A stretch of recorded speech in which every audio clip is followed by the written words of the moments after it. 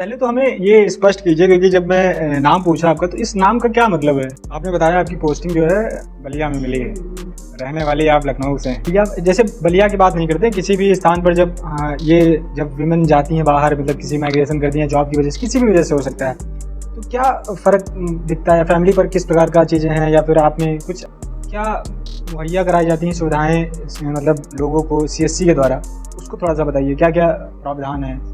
आप सुविधाओं को जो है उंगलियों पर गिना रही हैं, तो अमूमन ये देखा जाता है ना कि हमारे भारत में जब CSC और PSC की बात की जाती है तो कंडीशंस को लेकर के बात की जाती है कि बहुत गंदगी रहती है वहाँ पर। जितने भी डॉक्टर्स की जो अमूमन पैरामीटर सेट किया गया कि इतने डॉक्टर हमेशा उपलब्ध होने चाहिए, वो आंकड़ा ये आता है जब सरकारी आंकड़ा दिया जाता है कि उसमें नहीं रहते पाए जाते हैं। तो क्या आपको वहाँ जब गई तो ये ऐसा लगा या अनुभव हुआ कि जो चीज़ें आंकड़े दिए जाते हैं सरकार की तरफ से या किसी प्रकार से डेटा जब जारी किया जाता है, वो देखा आपने प्रेजेंटली वहाँ पर चीज़ें थी या ऐसा? इसलिए हमने पूछा ना कि एसओ की और यारो की पोस्ट, क्योंकि एसओ को जो है नॉन गजेटेड पे रखा गया है, यारो को गजेटेड पे रखा गया है, तो इसमें से बहुत सारे विद्यार्थी जो है इसको ये कह रहे हैं कि डिस्क्रिमिनेशन हुआ है। इस पर कोई विशेष टिप्पणी रहेगी आपकी? मतलब में जब अटेम्प्ट हो गया मेरे खत्म, उसके बाद जो किए फिर मैंने यहाँ पे LU में as an guest faculty join किया था 2018 में। और मैं बताना चाहूँगा कि आज ही साहब जो है डॉक्टर बने हैं, है ना, डॉक्टर अदिति कुमारी, है ना, राइट? अभी मतलब थीसिस सबमिट हुई है, अभी फाइनल वाइवा बाकी है। अप्रॉक्सीमेटली लगभग तय माना गया है, ऑलमोस्ट आधे बन गए हैं इसमें। तो अब उसमें क्या उनकी रिक्वायरमेंट होगी या किस वजह से उनको बाहर रखा गया, इस बारे में तो कुछ नहीं कह सकते हैं। बट चूंकि जो आयोग की तरफ से नोटिस आया था तो उसमें बेसिकली लिखा था कि O लेवल और इक्विवेलेंट, प्लस मैंने उसके अलावा जो फोकस किया वो मेरा फोकस बेसिकली हिंदी पे था, क्योंकि GS मेरा उतना था कि बहुत वाइड था। तो ये था कि मतलब ISS के प्रिपरेशन टाइम पे जितना पढ़ा है उतना पढ़ा है, वो वाला था। अभी तो जो नेक्स्ट आने वाला है उसमें बहुत टफ कंपटीशन होगा। अच्छा। तो अगर मतलब जनरल कैटेगरी की बात करें तो जहाँ तक मुझे लगता है 60-65 प्लस ही जाएगी। लगभग 2000 के अराउंड कह रहे हैं कि आएगी। 2000? हाँ, मतलब सुनने में ऐसा ही आया है। और जनवरी-फरवरी तक है कि नोटिफिकेशन आएगी। क्योंकि हिंदी हम इसलिए भी कहेंगे कि अगर आपकी ज्वाइनिंग हो जाती है तो उसके बाद बहुत काम आती है। अच्छा। क्योंकि पूरा गवर्नमेंट का काम हिंदी में ही होना है। तो अगर आप वो पढ़ ले रहे हो तो इन फ्यूचर भी आपके काम आएगा। नमस्ते, मेरा नाम आदित्य है। आपका खूब स्वागत है हमारे चैनल जनहित में जारी भाई आदित्य पर। जिन साहब से आज हम बातचीत करने वाले हैं वो पहले लखनऊ विश्वविद्यालय की छात्रा रही, उसके तत्पश्चात वो इसी विश्वविद्यालय में एक अतिथि शिक्षक यानी गेस्ट टीचर के तौर पर अपनी सेवाएं दी। इसके बाद यहीं से PhD की और अब यूपी गवर्नमेंट में ARO यानी कि असिस्टेंट रिसर्च ऑफिसर के पद पर अभी भी नई ज्वाइनिंग मिली है। तो आज हम इनसे संवाद करने वाले हैं और अलग अलग मुद्दों पर बातचीत करेंगे और जानेंगे कि क्या मामला रहता है। अगर आप चैनल पर नए हैं तो चैनल को सब्सक्राइब कर लीजिए और बेल आइकन को भी दबा दीजिए। नाम अदिति है और शहर लखनऊ की रहने वाली है। बहुत स्वागत है हमारे चैनल पर आपका। पहले तो हमें ये स्पष्ट कीजिए, क्योंकि जब मैं नाम पूछा आपका तो इस नाम का क्या मतलब है अदिति का? एक्चुअली अदिति का मतलब होता है जो मेजरेबल हो। अच्छा। अदिति मतलब जो अनमेजरेबल, अनमेजरेबल, मेजर ही नहीं किया जा सकता है। अच्छा, बढ़िया। मतलब पूरा जो है स्टैटिस्टिक्स की भाषा में जवाब देना है, इसके इतर जवाब नहीं देना है आपको। बहुत बढ़िया। कैसा लग रहा है नई ज्वाइनिंग में? अच्छा लग रहा है। अच्छा, क्योंकि यूपी गवर्नमेंट में अभी नया पद मिला हुआ है। क्या कुछ बताइए, कैसा है अभी माहौल वहाँ का? हमारी तो जैसे पोस्टिंग बलिया में हुई है। हाँ। तो बलिया के एक CSC ब्लॉक मिला है मुझको, वहाँ CSC सेंटर पे हुआ है। तो मतलब जैसा कि गांव का माहौल होता है और वहाँ का अस्पताल का होता है वैसा ही माहौल है। और बहुत अच्छा, मतलब अभी तो नया है एक्सपीरियंस हमारे लिए, तो अच्छा लग रहा है मुझे। और बहुत कुछ नया सीखने देखने को भी मिल रहा है जो मुझे पहले नहीं पता था। तो वो सब चीज़ें सीख रही हूँ, देख रही हूँ। तो मतलब अच्छा है, चल रहा है। ढल गई हैं उस गवर्नमेंट जैसे ऑफिसर होते हैं वैसे उसमें? पहले तो बिल्कुल नहीं है। हाँ। धीरे धीरे चीजें समझ में आ रही हैं, सीख रहे हैं। हाँ। और बहुत सारी नई चीजें पता चल रही हैं। अच्छा। तो अभी ये है कि लेकिन ढले बिल्कुल नहीं है अभी। हाँ। मतलब बिल्कुल वो अकेडमी वाला ही है, अभी गवर्नमेंट जॉब वाला नहीं है। गवर्नमेंट जॉब वाला नहीं है। किस प्रकार का मतलब काम रहता है वहाँ पे ARO में? हम लोग का जो बेसिक है वो रिपोर्टिंग से संबंधित है। जितना भी जो कि CSC सेंटर पे डेटा आता है, गर्भवती महिलाओं से रिलेटेड, बच्चों से रिलेटेड, वैक्सीनेशन का, इन सब का, उनसे संबंधित जो मतलब डेटा आता है उनका रिपोर्ट करना, उनको चढ़ाना, जो भी पोर्टल्स हैं उनपे चढ़वा कर उनकी रिपोर्टिंग करना, वो सब करना मेन हमारा वो काम है। अच्छा, बढ़िया। आपने बताया आपकी पोस्टिंग जो है बलिया में मिली है, रहने वाली आप लखनऊ से हैं, तो इतना लंबा दूर या कैसे? हाँ, असल में हमारा जो होम टाउन था, मैंने डाला था परमानेंट एड्रेस, वो बलिया था हमारा। अच्छा। इसकी वजह से जो कि हमें पोस्टिंग नहीं मिल गई बलिया में जी। क्योंकि हमारा जो घर है परिवार में होता रहे हैं, दादी बाबा हमेशा वहीं से रहे हैं। तो ये जरूरी था कि परमानेंट एड्रेस वहाँ आधार कार्ड में तो आपके यहीं पड़ा होगा। हाँ मतलब वो जरूरी नहीं था, पर वो था कि हमारे लगा मुझे कि वहीं का डालना चाहिए क्योंकि वहीं का है। डालने को मैं लखनऊ को भी डाल सकती थी, अच्छा, पर वहीं का डाल दिया तो वही उन्होंने तो अपने हिसाब से होम टाउन दिया है। ये तो बड़ी गड़बड़ हो गई मतलब कि हाँ मेरे लिए थोड़ी सी गड़बड़ हुई क्योंकि बाकी सब जितने लोग का बलिया में हुआ है सब वहीं के हैं। चाय पीते रहिए। आप बता रही कि बलिया से यहाँ गई तो बहुत ज़्यादा डिस्टेंस हो गया चीज़ें, तो कैसे मैनेज होता है उधर? मतलब अभी पीजी ली होंगी? अभी तो हाँ मैंने रूम एक लिया है फिलहाल वहीं पे बलिया, मतलब सिटी में लिया है, ब्लॉक में नहीं लिया है। तो बलिया सिटी में अभी फिलहाल एक रूम ले लिया है, वहीं पे रह रहे हैं। ये कि नया सेटअप पूरा करना पड़ रहा है क्योंकि जैसे यहाँ तो घर था सब था। कोई घर वाला भी उधर रह रहा है साथ में क्या? हाँ पिताजी गए हैं साथ में अभी सेटअप करवाने के लिए पूरा। अभी तो फिलहाल वो थे, अभी मतलब जब सेटअप सब हो जाएगा कुछ टाइम बीत जाएगा तो फिर लौट आएंगे। तो अपना फिलहाल तो वो गए हैं। तो ये है कि धीरे धीरे इनिशियली नहीं पूरा सब सेटअप बनाना वो सब करना अपना घर का। अच्छा, तो थोड़ा समय लग रहा है अभी, तो धीरे धीरे हो जाएगा। क्या मतलब बलिया, जैसे बलिया की बात नहीं करते, किसी भी स्थान पर जब ये जब विमेन जाती हैं बाहर, मतलब किसी माइग्रेशन करती हैं जॉब की वजह से, किसी भी वजह से हो सकता है, तो क्या फर्क दिखता है? फैमिली पर किस प्रकार का चीजें हैं या फिर आप में कुछ फैमिली का एक कंसर्न तो आज की डेट में रहता ही है। मतलब अगर लड़की है कोई अकेले बाहर जा रही है जॉब से संबंधित है किसी भी चीज के लिए, तो एक कंसर्न तो उनका रहता ही है। वो भी अगर आप बलिया जैसे शहर में जा रहे हो तो किसी और मेट्रो सिटी में जाके कुछ जाते तो भले हो रहता है। बलिया जैसे शहर में वो भी हमारा जो सेंटर है वो मतलब ब्लॉक लेवल पे और ज्यादा गाँव है इलाका है वो, तो कंसर्न तो उनका है, फैमिली में सभी का रहता है थोड़ा सा। तो उस हिसाब से फिर सिक्योरिटी भी कहाँ रूम लेना है किस तरह का लेना है, उसमें ये था कई बार कि थोड़ा महंगा ले लो पर अच्छी जगह लो, पॉश लोकेलिटी। अच्छा, जो अभी पीजी लिया वो कितनी दूरी पर है सीएससी से? वो लगभग हमारा 17-18 किलोमीटर है। वहां से भी 17-18 किलोमीटर है? हाँ मतलब गांव थोड़ा दूर पे रहते हैं और सिटी दूर पे रहती है। तो अच्छा, वहाँ से हमारा लगभग 17-18 किलोमीटर है। पास में मिलते होंगे ब्लॉक्स तो एक्चुअली इतनी दूरी पे हैं लगभग सारे जितने मतलब थे अवेलेबल। अच्छा, आप मेन सिटी में आप रह रही हैं? हाँ मेन सिटी में रह रहे हैं इसलिए थोड़ा दूर है। ऑप्शन है हमारे पास कि हम ब्लॉक में भी रह सकते हैं, उन्होंने दिया है कि हम ब्लॉक में भी रह सकते हैं, पर हमने प्रेफर किया सिटी में रहना। वही मतलब लड़कियों वाली बात हो गई कि सिटी में रहना सेफ्टी है सिक्योरिटी वाइज। अच्छा, और सुविधाएं भी यहाँ ज्यादा है, ब्लॉक की सुविधाएं थोड़ी कम रहेंगी, जैसे लाइट वाइट का हो गया ये सब हो गया। अच्छा, नॉर्मली क्या मुहैया कराई जाती हैं सुविधाएं मतलब लोगों को सीएससी के द्वारा, उसको थोड़ा सा बताइए, क्या क्या प्रावधान है? मेडिकल से मतलब जो भी वहाँ पे जिला स्तर पे होती हैं वो सारी सुविधाएं रहती हैं, जैसे प्रेग्नेंट वुमेन से हो गई, वैक्सीनेशन है जो टीकाकरण है वो सब सुविधाएं रहती हैं। फिर वो आपकी एम्बुलेंस रहती है कि वुमेन्स को ले आना, मरीजों को ले आना, तो वो सुविधाएं सारी फ्री में है वहाँ पे, वो सब है। प्लस जो कि और भी जो उनको मिलती है एएनसी के चेकअप्स होते हैं, सब चेकअप वेकअप कराने आती है, वो सारी सुविधाएं हैं। तो उनसे संबंधित जो सब डेटा हम लोग को रहता है, फिर लेबर रूम में किस मेथड से डिलीवरी हो रही है ये सब हो रहा है। तो हमारे जो सेंटर है वो थोड़ा मतलब एस्पिरेशनल उसमें आता है, तो वहाँ सुविधाएं थोड़ी ज़्यादा है में। अच्छा, तो वहाँ पे सिजेरियन भी स्टार्ट हो गया है, जैसे सिजेरियन फैसिलिटी ज़्यादा जगह नहीं है किसी और ब्लॉक पे, तो ये सब फैसिलिटी भी है हमारे वहाँ पे। अच्छा, तो ये सब मतलब मेडिकल से रिलेटेड सभी कुछ है, इमरजेंसी वार्ड भी है इवन हमारे वहाँ। और ब्लॉक्स पे ये है कि इमरजेंसी वार्ड भी नहीं है कई जगह पे। अच्छा, तो ये सब हम मतलब हमारे सेंटर पे ये सब सुविधाएं भी अवेलेबल हैं। आप सुविधाओं को जो है उंगलियों पर गिना रही हैं, तो अमूमन ये देखा जाता है ना कि हमारे भारत में जब सीएससी और पीएससी की बात की जाती है तो कंडीशंस को लेकर के बात की जाती है कि बहुत गंदगी रहती है वहाँ पर, जितने भी डॉक्टर्स की जो अमूमन पैरामीटर सेट किया गया कि इतने डॉक्टर हमेशा उपलब्ध होने चाहिए, वो आंकड़ा ये आता है जब सरकारी आंकड़ा दिया जाता है कि उसमें नहीं रहते पाए जाते हैं। तो क्या आपको वहाँ जब गई तो ये ऐसा लगा या अनुभव हुआ कि जो चीज़ें आंकड़े दिए जाते हैं सरकार की तरफ से या किसी प्रकार से डेटा जब जारी किया जाता है तो वो देखा आपने प्रेजेंटली वहाँ पर चीज़ें थी या ऐसा कुछ? नहीं, हमारा जो सेंटर था सीएससी सेंटर उस पे सुविधाएं बेहतर थी। जैसे मैंने बताया कि हमारा एस्पिरेशनल ब्लॉक में आता है, तो एस्पिरेशनल ब्लॉक पे जैसे नीति आयोग डायरेक्ट मॉनिटर करता है हमारे सेंटर को। आपका ही सेंटर है सिर्फ एस्पिरेशन? दो हैं, एक हमारे जैसे बाजडी में हुआ है तो एक बाजडी है और एक चिल्का है, दो ब्लॉक्स हैं जो एस्पिरेशन में आते हैं ऑल ओवर यूपी में। मतलब बलिया में सिर्फ ये दो सेंटर आते हैं, तो उसमें जो कि नीति आयोग डायरेक्ट मॉनिटर करता है, तो इसीलिए वो यहाँ पे क्या सुविधाएं हैं, यहाँ पे क्या चल रहा है, वो मॉनिटरिंग उनकी रेगुलर बेस पे चलती है। तो ऑफिशियल आते रहते हैं, विजिट करते रहते हैं। अभी तक तो सबको पता है इंडिया में कि अगर कोई ऑफिशियल आ रहा है रेगुलर बेस पे तो वो मेंटेनेंस बना के रेड कारपेट सेट कर देंगे कि फटाफट जो काम हो जाए। इसलिए वो हमारे यहाँ चूंकि रेगुलर बेस पे होता रहता है, इसलिए वो सुविधाएं बनी हुई है। बाकी सेंटर्स का मतलब ब्लॉक्स को बुझाएगी। कभी इतने दिन में कितना दिन हुआ टोटल ज्वाइनिंग किए हुए? लगभग मुझे 15 से 20 दिन हो गए।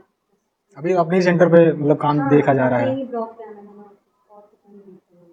अपने आप को वहाँ पर मतलब बेहतर महसूस कर पा रही हैं या कर रही हैं क्या, मतलब एंजॉय हाँ, है? मतलब वो है कि एक नया सेटअप है, नया वो है, मे भी शायद लखनऊ में वही सेम होता तो मैं इतना नहीं बता पाती। हाँ, वहाँ का वही एक वही इसीलिए मैं पूछ रहा हूँ गाँव बलिया को वाला, लेकर हाँ, के। जो गाँव वाला एक वो है ना कि वहाँ की हाँ जैसे आशा एनएम से हम लोग का मेन काम रहता है, हाँ तो वहाँ की आशा एनएम से मिलना, उनसे बात करना कि ग्राउंड लेवल पे वो जाके किस तरह से डेटा कलेक्ट करती हैं, तो वहाँ पे महिलाओं को लोग कैसे सुविधाएं देती हैं, बच्चों को टीका लगाना, महिलाओं को टीका लगाना, तो उनसे बात करने से अलग चीज़ें पता चलती हैं। हम लोग जैसे यहाँ रूम में बैठ के सिर्फ डेटा देख लेते हैं, पर वो डेटा आ कहाँ से रहा है, वो कैसे जाके कलेक्ट कर रही है सेंटर पे।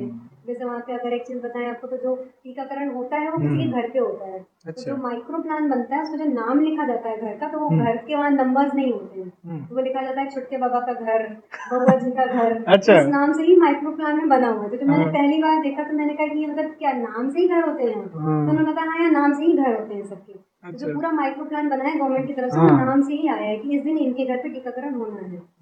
तो मतलब मुझे अच्छा लगा जान के यहाँ ये सब चीज़ें भी होती हैं जो हम लोग यहाँ बैठ के नहीं पता चलती हैं। तो फिर वहाँ जाती हैं आशा एनएम, टीका लगाती है, डेटा कलेक्ट करती हैं, चेकअप करती हैं, सब करती हैं। कि फील्ड में हमें जाना रहता है, तो कभी कभी विजिट करना जरूरी होता है कि जो हम आशा एनएम को इंस्ट्रक्शन दे रहे हैं वो फॉलो कर रही नहीं है, उसके लिए हमें औचक निरीक्षण जो बोला जाता है वो हमारा काम है कि हमको कभी जाना है। मतलब ये आशा और जीएनएम और ये लोग आपके अंडर में ही अब रहेंगे ऐसा? एएनएम और जीएनएम ये अंडर में रहेंगे आपके। आंगनवाड़ी का जो भी सिस्टम रहेगा वो भी? आंगनवाड़ी नहीं, आंगनवाड़ी अलग हो जाता है। हमारा मेन आशा एनएम और संगीनी। आशा तो डायरेक्ट आंगनवाड़ी से अटैच रहती है ना? नहीं, लेकिन हमारा जो काम है हम आंगनवाड़ी से नहीं होगा, एक्चुअली आंगनवाड़ी का काम अलग कर दिया है इन्होंने।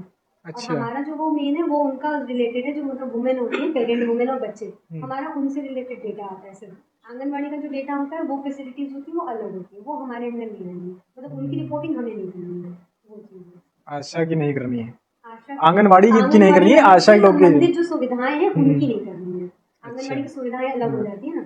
अभी तक विजिट किया कहीं पे? एक जगह गए हैं, एक गाँव में, तो रुकुनपुरा में गए थे, मतलब वहाँ वो पीएचसी सेंटर था। अच्छा। तो उसमें मतलब औचक उसके लिए जाना था कि इस टाइम क्या डिफरेंस है पीएचसी और सीएचसी में?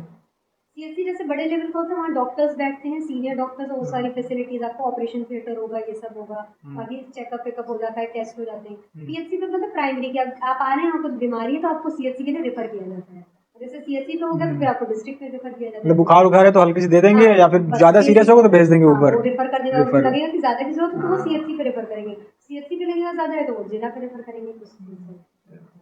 हेल्थ का मतलब स्तर टू स्तर जो है चीजें उस स्तर पर बढ़े। जैसे हम लोग के साथ एआरओ में कई लोगों का पीएचसी सेंटर पे भी हुआ है पोस्टिंग, जैसे कुछ ब्लॉक्स में सीएचसी नहीं है, तो वहाँ पीएचसी ही है, तो ऑब्वियसली उनकी वहीं पोस्टिंग हुई है। वो जरूरी नहीं है कि आपकी पोस्टिंग सीएचसी पे ही हो, तो कुछ लोग पीएचसी पे भी हुई है। एआरओ एक गजेटेड पोस्ट है, पता था पहले से? पता नहीं था, पर जब ज्वाइन किया उसके बाद पता चला।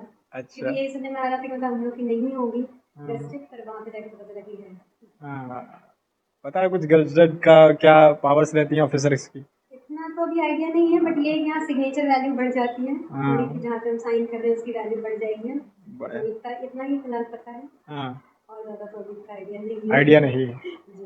बढ़िया, क्योंकि इसलिए हमने पूछा ना कि एसओ की और एआरओ की पोस्ट है, क्योंकि एसओ को जो है नॉन गजेटेड पे रखा गया है, एआरओ को गजेटेड पे रखा गया है, तो इसमें से बहुत सारे विद्यार्थी जो है इसको ये कह रहे हैं कि डिस्क्रिमिनेशन हुआ है। इस पर कोई विशेष टिप्पणी रहेगी आपकी?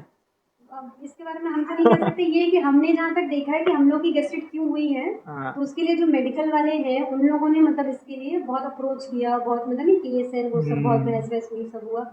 उसके बाद जो कि सोच विचार के बहुत ज्यादा ये किया गया कि जो मेडिकल में है एआरओज उनको पे प्रेशर ज्यादा है, वर्क का प्रेशर भी रहता है और प्लस डेटा वैलिडेशन का काम रहता है। मेडिकल का पूरा रिस्पॉन्सिबिलिटी एक तरह से आपका है कि जो भी डेटा चल रहा है, क्योंकि मेडिकल का ऑब्वियसली फोकस भी ज्यादा रहता है, किसी भी WHO जैसे डायरेक्टली रिलेटेड है हम लोग से, उसमें WHO की होगी, वर्ल्ड बैंक की होगी, जो भी फंडिंग आ रही सब आ रही, सबका फोकस रहता है मेडिकल वाले पे। तो ऑब्वियसली अगर हम कोई चीज साइन करके दे रहे हैं तो वैल्यू भी हमारी ज्यादा होगी रिपोर्ट की, जो वैल्यू होगी तो उसको इम्पोर्टेंस भी मिलनी चाहिए। क्योंकि एसओ वाले भैया लोग कुछ मिले हमको, उन्होंने कहा कि भाई साहब ऐसा है हम तो नॉन गजेटेड ही रह गए। वो तो मेन मुझको जहाँ तक लगता है यही मेन है कि मेडिकल वालों की रिस्पॉन्सिबिलिटी। अब जैसे आगे टर्म्स मुझे मेडिकल के सारे लर्न हो गए कि बच्चों को कौन कौन से टीके लगने हैं, प्रेग्नेंट वुमेन को कौन कौन से टीके लगने हैं, और उनकी मुझे रिपोर्टिंग लेनी है कि ये टीके लगे कि नहीं लगे, और नहीं लगे तो क्यों नहीं लगे, उसकी हमें देनी भी है, मतलब उसको समराइज भी करना है क्यों नहीं लग पाए, तो वो रिस्पॉन्सिबिलिटी ऑब्वियसली ज़्यादा है थोड़ी। अब रिस्पॉन्सिबल बन गई हैं ज़्यादा, लाइक ऑफिसर बी ऑफिसर, बहुत बड़े। ग्रेजुएशन पर आते हैं थोड़ा सा, ग्रेजुएशन आपका जो है लखनऊ विश्वविद्यालय से, फिर पीजी यहीं से। किस वर्ष हुआ है? मेरा ग्रेजुएशन 2010 का है और पोस्ट ग्रेजुएशन 2012 का। बढ़िया। उसके बाद फिर उसके बाद जो कि है मतलब हम आईएसएस की प्रिपरेशन कर रहे थे तो अच्छा इस फेज में आई हैं आप आईएसएस प्रिपरेशन वाला, ये जी मतलब बताइए। मेन मेरा फोकस आईएसएस पे ही था, वही हाँ। मेरा मतलब था करने का। एकेडमिक्स की तरफ या पीएचडी की तरफ से ऐसा कोई वो नहीं था स्टार्टिंग में, मेरा नेट हो गया था 2014 में ही। अच्छा तो बट ये था कि पीएचडी में इतना नहीं उस टाइम इंटरेस्ट था, ये लगा था आईएसएस ज़्यादा बेटर रहेगा मेरे लिए। आईएसएस प्रिपरेशन होने के बाद फिर क्या चल रहा था? आईएसएस में जब अटेम्प्ट हो गए मेरे खत्म, उसके बाद जो किए फिर मैंने यहाँ पे एलयू में as an guest faculty join किया था 2018 में। फिर उसके बाद यहाँ पे 1 साल पढ़ाया एज एन गेस्ट फैकल्टी, 1 साल के आई थिंक हाँ 2 सेमेस्टर्स हुई। फिर उसके बाद पीएचडी आया उसी साल फॉर्म, तो मैंने पीएचडी में एनरोलमेंट ले लिया। फिर उसके बाद से तो मैम के अंडर पीएचडी चल रही है मेरी, शीला मैम के अंडर PhD। और मैं बताना चाहूंगा कि आज ही साहब जो है डॉक्टर बने हैं, है ना, डॉक्टर अदिति कुमारी, है ना, राइट? हाँ, अभी मतलब थीसिस सबमिट हुई है, अभी फाइनल वाइवा बाकी है। अप्रॉक्सीमेटली लगभग तय माना गया है, ऑलमोस्ट आधे बन गए। पीएचडी किस वर्ष मतलब जो वो किया था? 2019 18-19 बैच है हमारा, तो 2019 में कोर्स वर्क था हमारा। आपने बताया कि एज अ गेस्ट टीचर आप वहाँ पर मतलब पढ़ाया आपने। क्या प्रोसेस रहता था उस समय के गेस्ट टीचर के तौर पर? रिक्रूट होने का? हाँ। मतलब जैसे हम लोग को तो मैम का कॉल, उस टाइम मैम हेड थी, तो मैम ने डायरेक्टली हम लोग को मैसेज किया था क्योंकि मैम को पता था कि हम लोग नेट क्वालिफाइड हैं। मतलब हम लोग हमारे साथ 2 लोगों का और हुआ था, मैम को पता था कि हम लोग नेट क्वालिफाइड हैं, तो मैम ने खुद मतलब हम लोग को मैसेज करके वो बोला था कि आप लोग की रिक्वायरमेंट है, अगर आप लोग अवेलेबल हो पाए तो मतलब डिपार्टमेंट में एज एन गेस्ट फैकल्टी आप ज्वाइन कर सकते हैं। क्या कोई मतलब प्रोसेस नहीं हुआ कि पेपर वर्क हो ऐसा कुछ? नहीं, गेस्ट फैकल्टी के लिए ऐसा कुछ नहीं होता है, डायरेक्ट आप जो है मतलब वो ऑब्वियसली हम लोग का सीवी लिया गया, उसको अप्रूव करवाया गया, तो वो सब अप्रूवल हुआ। मतलब वैसा मतलब जो यूनिवर्सिटी का प्रोसेस है वो पूरा फॉलो। ये एमएससी करने के बाद ही है, पीएचडी के पहले और एमएससी के बाद? जी, क्योंकि नेट हम लोग को क्वालिफाइड था इसलिए हम लोग एलिजिबल थे इसके लिए। मतलब नेट क्वालिफाइड होना जरूरी है इसके लिए। उस समय भी ऐसा था कि नेट क्वालिफाइड होना जरूरी है? नेट क्वालिफाइड तो हमेशा से, जैसे मेरा 2014 में ही हो गया था ना नेट क्वालिफाइड। तो उसके मतलब जब से नेट चल रहा है तब से नेट तो जरूरी कंपलसरी कर दिया है, या तो पीएचडी हो या तो नेट हो, वो वाला था। अच्छा जी। कितना मिलता था पर लेक्चर उस समय? उस समय हम लोग का तो जैसे बीएससी के लेक्चर्स के लिए अराउंड 300 पर लेक्चर था, इस टाइप से अप्रॉक्स था। अच्छा जी, और एमएससी के लिए आई थिंक थोड़ा ज्यादा था, 400 अराउंड था अप्रॉक्स। क्या सिर्फ लेक्चर लेना होता था फिर नंबर में चढ़ा के फिर उनको कॉपी? नहीं, जैसे कई बार आता है कि पेपर्स भी बनाने के लिए आता है, और कई बार नहीं भी आता है कि जैसे आप मतलब कोई अगर फैकल्टी और बना रहा है तो उनके नाम से आता है। नंबर का हमारा कोई वो नहीं रहता, जैसे हमने जो अगर कुछ वाइवा लिया है या इस टाइप का कुछ किया है तो उसमें रहता है, बट ऐसा कोई हम लोग को वो नहीं था कि हम लोग को नंबर चढ़ाने थे। तो जैसे जो इंटरनल वाला होता है बस वो इंटरनल वाले देने होते थे, और कोई इससे हमारा कोई मतलब नहीं होता था या पेपर बनाने से। अच्छा, 2018-19 की पीएचडी है, 18 में ज्वाइन किया हुआ था, उसी बीच ये नोटिफिकेशन आता है जी। नोटिफिकेशन पे जो है मामला थोड़ा सा अटकता है। 19 में आया, 22 में जो है इसका वो रिजल्ट मतलब वो कराई जाती है, एग्जाम कराया जाता है जी। इसकी नोटिफिकेशन में एक प्रॉब्लम है प्रॉब्लम। अच्छा, आपके ग्रेजुएशन में क्या सब्जेक्ट कौन कौन से? मेरे स्टैटिस्टिक्स और कंप्यूटर साइंस। मतलब बीएससी आपका कंप्यूटर साइंस है जी। तो ओ लेवल था आपके पास? नहीं, ओ लेवल नहीं, इक्विवेलेंट हो गया वो ओ लेवल के बराबर जी। इसी पॉइंट पर आते हैं कि ये मामला ओ लेवल पर अटक गया था कि क्योंकि फाइनल रिजल्ट आने के बाद फिर जो है कोर्ट में कुछ बच्चों ने अपील कर दिया कि साहब ऐसा है कि हम बाहर कर दिए गए हैं, तो ऐसा कुछ क्या था उस चीज को थोड़ा बताइए। कोर्ट केस का एग्जैक्टली मुझे आइडिया नहीं है, बट जहाँ तक मैंने सुना है उसमें यही है कि आपको मतलब कुछ ओ लेवल वालों का भी सिलेक्शन नहीं हुआ है उसमें।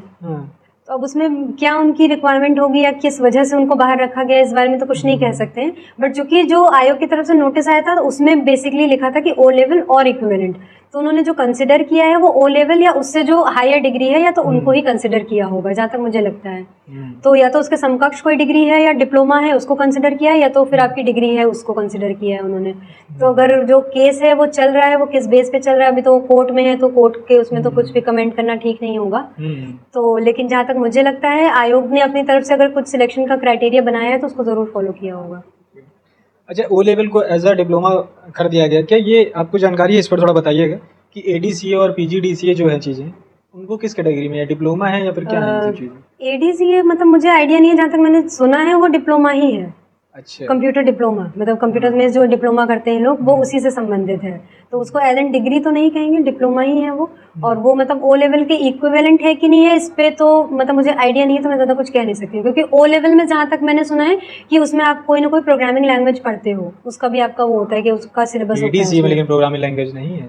हाँ, तो ये चीज़ है कि अगर उसमें प्रोग्रामिंग लैंग्वेज नहीं है तो उसको शायद इक्विवेलेंट नहीं फिर आप कंसिडर कर सकते हो, क्योंकि हम लोग जैसे बीएससी में हमने भी प्रोग्रामिंग लैंग्वेज पढ़ी है, और जो ओ लेवल है उसमें भी प्रोग्रामिंग लैंग्वेज होती है, तो अगर वो उसमें नहीं होगी तो वो तो मतलब अगर रिक्वायरमेंट नहीं पूरी कर रहा है तो वो नहीं कंसिडर कर सकते हैं, तो ये चीज़ है जी। हाँ, क्योंकि ये कुछ जब हमने पिछला इंटरव्यू जब किया तो भैया ने भी यही बताया कि चीज़ें इसी पर मामला अटका हुआ है कि वो कमेटी जो डिसाइड कर रही है कि वो शायद इनको डिसाइड नहीं कर पा रहे हैं, तो ये सब चीज़ें भी मामला फिलहाल अभी फाइनल जो वर्डिक्ट जो कोर्ट की तरफ से भी नहीं दिया गया है, अभी जो है इसीलिए एफिडेविट जमा करने के लिए बोला गया कि वो जमा करें, फिर आगे फर्दर चीज़ बोली जाए। अच्छा, कुछ सिलेबस के बारे में बताइए कि जैसे कि स्टैटिस्टिक्स और हिंदी और आपका जो है ये रहेगा बेसिकली 4 पोर्शन होते हैं उसमें। एक बेसिक स्टैटिस्टिक्स आती है जो सबके लिए कंपलसरी होती है, एक पोर्शन होता है सब्जेक्ट वाइज होता है, जिसमें जैसे हमने स्टैटिस्टिक्स लिया था, जिनका मैथ होगा वो मैथ लेंगे, कॉमर्स वाले कॉमर्स लेंगे, इस टाइप से। उसके बाद 2 और कंपलसरी होता है सबके लिए, एक हिंदी और जीएस। तो बेसिकली ये 4 पोर्शन में बटा होता है और 120 मार्क्स का होता है टोटल एग्जाम। सब हर एक पोर्शन आपका 30 मार्क्स का होता है। किस चीज में ज्यादा पकड़ थी स्टैट्स को छोड़ करके? क्योंकि एक्चुअली जो स्टैटिस्टिक्स वाले हैं उनके साथ प्लस पॉइंट यही रहा कि उनके लिए बेसिक स्टैटिस्टिक्स वाला 30 और सब्जेक्ट वाला 30 वो उनका स्ट्रांग हो गया, तो वो उनके साथ एक प्लस पॉइंट हो गया था कि हमारा मतलब वो दोनों ही पोर्शन मेरा स्ट्रांग था। प्लस मैंने उसके अलावा जो फोकस किया वो मेरा फोकस बेसिकली हिंदी पे था, क्योंकि जीएस जीएस मेरा उतना था कि बहुत वाइड था, तो ये था कि मतलब IAS के प्रिपरेशन के टाइम पे जितना पढ़ा है उतना पढ़ा है वो वाला था, और कंप्यूटर से रिलेटेड कर ही लेंगे क्योंकि उसमें कुछ कंप्यूटर्स के भी आते हैं क्वेश्चन, तो मैंने कहा वो तो हो जाएंगे। और उसके अलावा सिलेबस बहुत वाइड है, तो उसको फिर मैंने पढ़ने से बेहतर समझा कि मैं थोड़ा सा हिंदी पे फोकस कर लूँ, क्योंकि हिंदी मेरा मतलब बेटर भी था थोड़ा, मुझे लगा मैं जल्दी उसको कवर भी कर लूँगी, क्योंकि जब मतलब आया था एग्जाम का नोटिफिकेशन और जब एग्जाम था उसके बीच में टाइम बहुत कम था। हाँ, तो इसीलिए मैंने मेन फोकस हिंदी पे किया उसके बाद। फिलहाल ये बताइए कि इन जीएस को छोड़ ही देते हैं क्योंकि उसका जीएस के लिए हाँ हमने उतना नहीं किया था। हाँ, मतलब जिसकी अच्छी है उसके लिए वो प्लस पॉइंट है, नहीं तो मतलब अगर हिंदी आपको कोई कर ले रहा है क्योंकि उसका सिलेबस चूंकि बहुत छोटा है, अगर आप कुछ चीजों पे फोकस कर लो जो रेगुलर आ रही हैं तो आपको मतलब इजीली आप उसमें अच्छे मार्क्स स्कोर कर सकते हो। पर्टिकुलर बुक प्रेफर करना चाहेंगे? मैंने तो जैसे अरिहंत किया था रेफर हिंदी के लिए। जीएस के लिए तो जैसे अगर घटना चक्र है वो सब थोड़ा बहुत देख लो तो रेगुलर करंट बेसिस के लिए, और बाकी तो मतलब जैसे बुक्स में अगर स्टैटिस्टिक्स की बात करें तो मेरा main focus BL Agarwal and Gupta Kapoor, ये 2 बुक्स पे हमने मेन फोकस किया था। और बेसिक्स ही चूंकि आता है उसमें तो इसलिए बेसिक्स के लिए ये 2 बुक्स मुझे ज़्यादा बेटर लगी, और उससे पहले पढ़ा रहे थे तो इन टच भी थे, तो इसलिए कोई वो कोई दिक्कत नहीं थी जी। हम ये उसमें कट ऑफ कितनी गई थी? हम लोग टाइम तो रिटर्न 45 थी सभी की, हर कैटेगरी की 45 जी। अब क्या आसार होंगे? अभी तो जो नेक्स्ट आने वाला है उसमें बहुत टफ कंपटीशन होगा। अच्छा। तो अगर मतलब जनरल कैटेगरी की बात करें तो जहाँ तक मुझे लगता है 60-65 प्लस ही जाएगी, तो उसी हिसाब से ही प्रिपेयर करना चाहिए, क्योंकि 120 होता है तो उस हिसाब से अगर मतलब मिनिमम मान रहे हैं कि 65 जाएगी और ऊपर भी जा सकती है। हिंदी का खासा रोल रहेगा क्योंकि हिंदी आपको उठाएगी और चढ़ाएगी, बाकी स्टैट्स का अगर आप स्टैट्स के स्टूडेंट हैं तो हाँ, स्टैट्स वालों के लिए तो कोई प्रॉब्लम नहीं है जी। ये बात। कितनी वैकेंसी आने की संभावनाएं हैं और कब तक? अब इसके बारे में तो ज़्यादा एग्जैक्टली आइडिया नहीं है, बट जहाँ तक मैंने सुना है लगभग 2000 के अराउंड कह रहे हैं कि आएगी। 2000? हाँ, मतलब सुनने में ऐसा ही आया है। और जनवरी-फरवरी तक है कि नोटिफिकेशन आएगी, फरवरी तक तो मतलब उम्मीद है, क्योंकि इधर ये वाला प्रोसेस खत्म होगा उसके जस्ट बाद ये तुरंत ही देने की बचा हुआ है। प्रोविजनल वालों का बचा है, अभी उनकी ज्वाइनिंग नहीं हुई है, तो प्रोविजनल वालों के भी मतलब बाकी सब हो गया है, DV हो गया उनका, सब वेरिफिकेशन हो गया, बस उनकी ज्वाइनिंग नहीं हुई है अभी, तो उनका ज्वाइनिंग हो जाएगा तो प्रोसेस खत्म होगा, उसके बाद ही कुछ मतलब आगे बढ़ेगा नेक्स्ट वैकेंसी के लिए। अच्छा, एक थोड़ा सा इस पर प्रश्न करना चाहेंगे कि जिस मतलब सरकार की इतनी जल्दबाजी जो रही मतलब आपको ज्वाइनिंग लेटर देने में जी, मतलब 13 को ज्वाइनिंग लेटर मिला था हम लोग को, 12 को हमारा कॉल आया है। तो वही जी, उस पर इतनी जल्दबाजी क्यों थी जब चीजें थी मतलब, तो क्या आपने लगा कि लग रहा था कि आपको इतनी जल्दी दे देंगे? नहीं, उम्मीद तो हम लोग को बिल्कुल नहीं थी, क्योंकि हमारा 2019 का था, तो 24 में वो अगर रिजल्ट आया तो हम लोग के लिए तो खैर बहुत देर ही था, ये जल्दबाजी भी हम लोग के लिए देर ही थी, क्योंकि इसको होने में भी बहुत समय लग गया है। पर जल्दबाजी के अपने सरकार के कारण हो सकते हैं कुछ, अब वो तो सरकार बेहतर जानेगी, पर मतलब ये है कि हम लोग के लिए अच्छी बात ये थी कि जो हम लोग उम्मीद कर रहे थे कि अक्टूबर मार्च है ना दिवाली बाद खींचेगा, वो इनकी जल्दबाजी की वजह से हमें जल्दी मिल गया, तो इस बात की हमें बस खुशी है। क्या मतलब उसमें जब ज्वाइनिंग लेटर का कॉल आया कि हाँ, तो क्या चल रहा था उसमें, क्या मतलब एक्चुअली हमें पहले लगा कि हम पहुंच नहीं पाएंगे क्योंकि बाकी सबका तो लोकल थे सब लोग, हमें जाने का वो था। और फिर नहीं ट्रेन टिकट कैसे मिलेगा क्या होगा। हमें रात को 7 बजे कॉल आई है मेरे पास और बोला है कि सुबह 9 बजे आपको आना है यहाँ पे। तो फिर मतलब ये था कि जा नहीं पाएंगे, हम पहले यही सोच रहे थे कि मैं नहीं जा पाऊंगी। फिर मैंने टिकट विकेट देखी, चूंकि मिल गई, अवेलेबल थी उस टाइम, तो भी होगा कि चलो टिकट है तो चले जाते हैं। तो बस एकदम बस निकल गए हैं बिना कुछ उसके, वो वाले सिचुएशन था।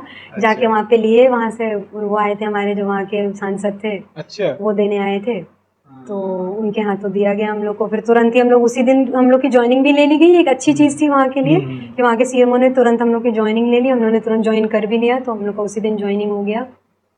उसके बाद फिर हम लोग लौट आए धरने में, क्योंकि पता ये चला कि साहब जो है छात्र धरने पर बैठे, जब रिटर्न एग्जाम करवाना हो या फिर उसकी एग्जाम डेट निकलवानी हो तब पर भी जी। तो इसमें शरीक हुई कभी आप? नहीं, हम नहीं हो पाए क्योंकि जो इन लोग का ग्रुप बना था टेलीग्राम पे या कहीं पे भी, उस ग्रुप में हम नहीं जुड़ पाए थे।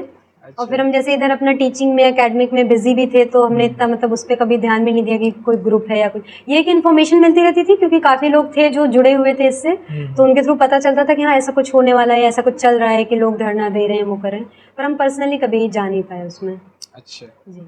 तो खबर अच्छा टेलीग्राम चैनल से ही लगती थी? जैसे न्यूज में आता रहता था ना इन लोगों का, तो न्यूज के थ्रू पता चलता रहता था। और जैसे अगर कोई आ रहा है स्टूडेंट या वो बैठा है तो उसके थ्रू पता चल जाता था, वैसा था। इस वैकेंसी को टोटल समय 5 साल हो गए हैं, मतलब 19 में और फिर 24। पता नहीं ये बहुत लंबा समय हो गया चीजें। अगर इधर ना होता क्या मेरा तो एकेडमिक ही था। जैसे मैं इससे पहले पढ़ा भी रही थी as an guest faculty Amity University में, तो ये था कि भाई थीसिस सबमिट हो जाएगी तो जैसे ही वैसे उसके बाद परमानेंट का वो रहता कि चांसेस बहुत जगह अप्लाई करने के लिए फिर आप एलिजिबल हो जाते हो जब आप पीएचडी सबमिट कर देते हो। तो मेन फिर मेरा एकेडमिक ही था कि एकेडमिक में ही करना है उसके बाद आगे, और उसी में मतलब पीएचडी कंप्लीशन पे थी ही ऑलमोस्ट। तो मेरा जैसे प्री पीएचडी वाइवा भी हो गया था इसका, ये ज्वाइनिंग आने से पहले ही। तो फिर मेन मेरा एकेडमिक ही रहता, उसी फील्ड में जाना था हमारा। अब इस पीएचडी को किस प्रकार से यूज करेंगे, मतलब अब अगर वहाँ पे हमारे डिपार्टमेंट में प्रमोशन के तौर पे इसको यूज़ होगा तो एज एन प्रमोशन के उस पर हमारा यूज़ हो सकता है, उसमें अगर हो पाएगा। या कोई और वैकेंसी कई बार होता है ना, इंटरनल डिपार्टमेंटल वैकेंसीज आती हैं, तो उसमें अगर इसकी एलिजिबिलिटी यूज़ हो सकती है तो ज़रूर यूज़ करेंगे उसको।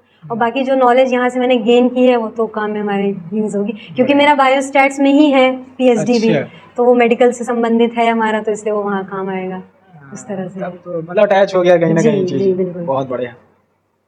इतना समय हो जाने के बाद कभी कभी होता है ना, चीजें मन में चलने लगती हैं कि नहीं हो रहा चीजें, अभी सरकार की तरफ से ये भी पेंडिंग में है, ये चीजें हैं, और इधर पीएचडी भी चल रही है। कभी उस तरफ नहीं, प्राइवेट की तरफ सोचा कि हम इस कंपनी में ऐसा डेटा साइंस या कुछ और ऐसा कुछ भी चल रहा था? प्राइवेट वाला तो नहीं था, ये था कि पीएचडी खत्म होने के बाद मेडिकल कॉलेजेस में इस टाइप में मतलब एकेडमिक में ही करने का प्लान था। मतलब प्राइवेट में किसी और उसमें जाने का तो नहीं प्लान था, क्योंकि जैसे ही मतलब वो था मेरा खत्म हुआ एसएस का अटेम्प्ट, वैसे ही तुरंत मैंने एकेडमिक की तरफ कर लिया था, जैसे यहाँ पे गेस्ट फैकल्टी ज्वाइन कर लिया था। तो इसलिए मतलब कभी और कुछ और सोचने का चांस नहीं मिला। जब फिर एकेडमिक में आए तो लगा फिर यही फील्ड है तो इसी फील्ड में कुछ कर लेंगे, तो इसलिए प्राइवेट का तो नहीं सोचा। जैसे टीचिंग भी हम प्राइवेट में करते भी तो टीचिंग ही करते, मतलब इसके अलावा और कुछ ऑप्शन नहीं सोचा था मैंने कभी। आप अपने आप को एज अ टीचर किस प्रकार से मतलब मानती हैं, एज अ गुड और बेस्ट? नहीं, बेस्ट और गुड तो नहीं, मतलब ये था कि अपनी तरफ से कोशिश करते थे हम अपना 100% देने की, कि मतलब एज एन टीचर हम जो चीज़ वहाँ डिलीवर करने जा रहे हैं वो डिलीवर कर पाएं। और जहाँ तक मतलब रिस्पांस रहा, जैसे अब यूनिवर्सिटी में तो ये था कि सब अपना ही वो था, पर एमईटी में भी मैंने जैसे पढ़ाया तो वहाँ पे भी मतलब रिस्पांस अच्छा था, जो फैकल्टीज थी और फैकल्टीज स्टूडेंट्स, क्योंकि वहाँ चूँकि प्राइवेट है वो तो नहीं, हर चीज़ का उनका इवैल्यूएशन चलता रहता था, तो वहाँ पे इवैल्यूएशन में मतलब अच्छा था मेरा परफॉर्मेंस, तो इसमें मतलब लगता था कि हाँ ठीक है, चलो सेटिस्फैक्टरी वर्क है मेरा, तो इसलिए। पहली क्लास का एक्सपीरियंस है कि एज अ टीचर जब गई हूँ, 50-60 बच्चे बैठे हुए सामने? हाँ, मतलब वहाँ तो बहुत ज़्यादा थे, 60 स्टूडेंट्स रहते थे।